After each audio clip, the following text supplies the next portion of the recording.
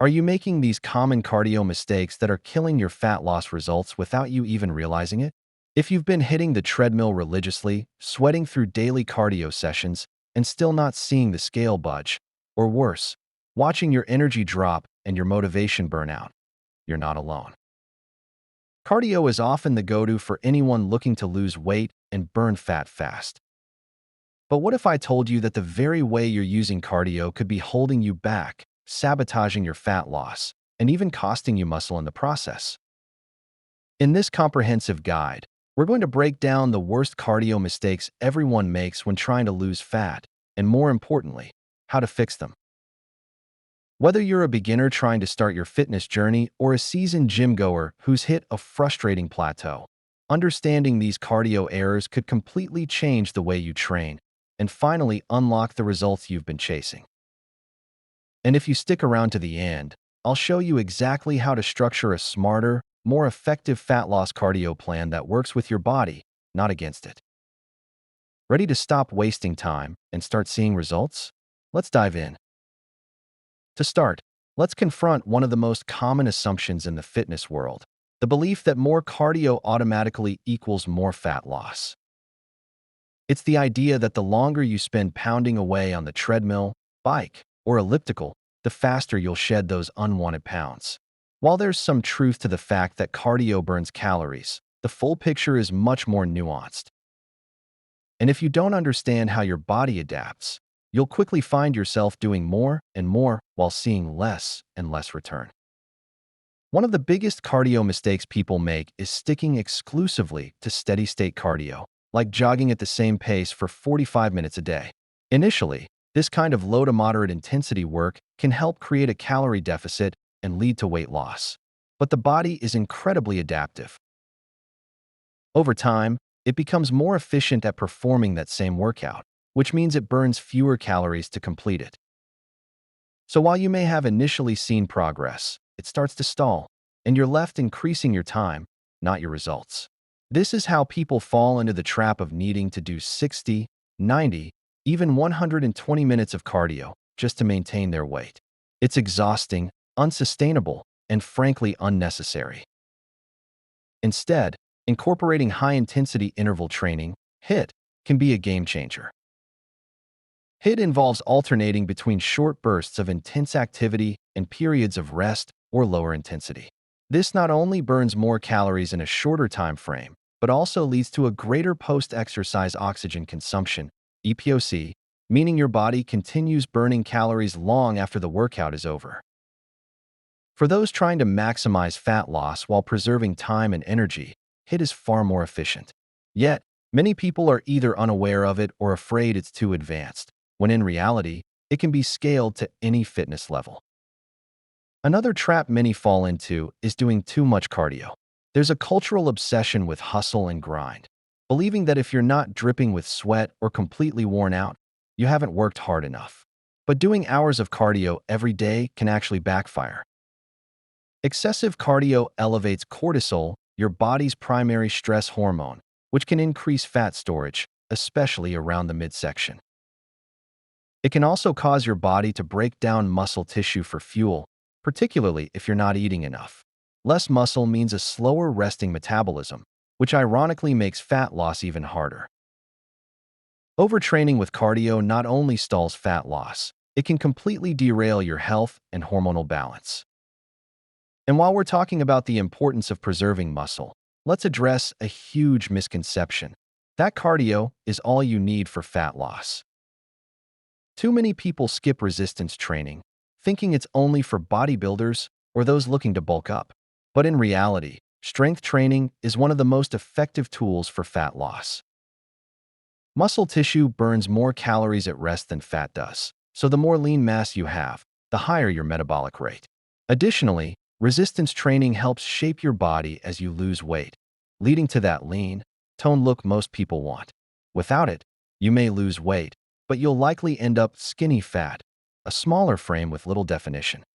If you find this video helpful and informative, please support the Healthy Pantry channel by leaving your comment below, liking this video, and subscribing for more daily health and nutrition tips. There's also a persistent myth around fasted cardio. The idea that doing cardio first thing in the morning, before eating, leads to greater fat loss. This stems from the theory that your body will turn to stored fat for fuel in a fasted state. While this sounds logical on the surface, research has shown that fat loss over the course of 24 hours is virtually identical between fasted and fed cardio. More importantly, fasted workouts can reduce performance, making it harder to push intensity or complete higher effort training. If you feel good doing fasted cardio, there's no need to stop. But it's not the magic bullet some claim, and it shouldn't be prioritized over consistency, effort, and overall calorie balance. Another issue is not tracking or progressing your cardio. Far too many people fall into a routine where they do the same 30-minute elliptical session 5 days a week without adjusting intensity, duration, or modality. The body adapts quickly and without progressive overload, just like in strength training. You stop seeing changes. If your goal is fat loss, you need to track your sessions, challenge yourself regularly, and switch up your routine. Try interval sprints 1 week, rowing intervals another, and maybe circuit-style conditioning the next. Change keeps your body guessing and your results growing. A less talked about, yet deeply damaging mistake is using cardio as a form of punishment. How often have you heard someone say, "I need to work off that pizza," or "I'm doing extra cardio because I ate bad last night"? This mindset not only creates a toxic relationship with exercise, but also with food. Cardio should be about improving cardiovascular health, endurance, energy levels, and yes, fat loss, but not about guilt. Viewing exercise as penance turns it into something negative and unsustainable. It's far more productive to frame it as a form of self-respect, self-care, and personal growth. Of course, no discussion about fat loss would be complete without talking about diet. Perhaps the biggest and most fatal cardio mistake people make is believing they can out-exercise a poor diet. Cardio burns calories, yes, but not as many as most people think. A 45-minute run might burn 400 to 600 calories depending on intensity and body weight, but a couple of slices of pizza, a sugary coffee, or a handful of snacks can easily wipe that out. Without a calorie deficit, burning more calories than you consume, fat loss simply won't happen. That's why pairing cardio with a smart, nutrient-dense eating plan is crucial. You don't need to starve yourself, but you do need to be consistent and intentional with your food choices. There's also the problem of cardio obsession. Some people become dependent on cardio as their primary or only tool for weight management. This usually stems from initial success, seeing the scale drop with daily cardio, and then continuing to rely on it long after its effectiveness has plateaued. Over time, these individuals feel they must do cardio every day to avoid gaining weight. It becomes mentally and emotionally exhausting. If you're not careful, you can end up burning out, quitting entirely, or worse, developing disordered behaviors. Cardio is a tool, not a crutch. When used properly, it complements your lifestyle and fitness goals. When abused, it becomes a burden. The solution isn't to avoid cardio, it's to use it smarter. Focus on quality over quantity. Mix up your routine. Include HIIT sessions for metabolic spikes, low-intensity steady state, LISS for active recovery, and strength training to preserve lean mass. Track your workouts, monitor your recovery, and make sure your nutrition aligns with your goals. Most importantly, listen to your body. Fat loss isn't a sprint. It's a strategic process that balances effort, rest, and adaptation. And if you're serious about burning fat more effectively, feeling better, and building a sustainable routine you can stick to for life, it's time to rethink your cardio approach. Don't fall into the trap of doing more just for the sake of it. Don't let outdated myths or social media fitness fads steer you away from what actually works. You deserve a plan that works with your body, fits your lifestyle, and delivers real, lasting results, not temporary fixes. So what should you do next? Start by evaluating your current routine. Are you doing the same kind of cardio over and over again? Are you neglecting resistance training?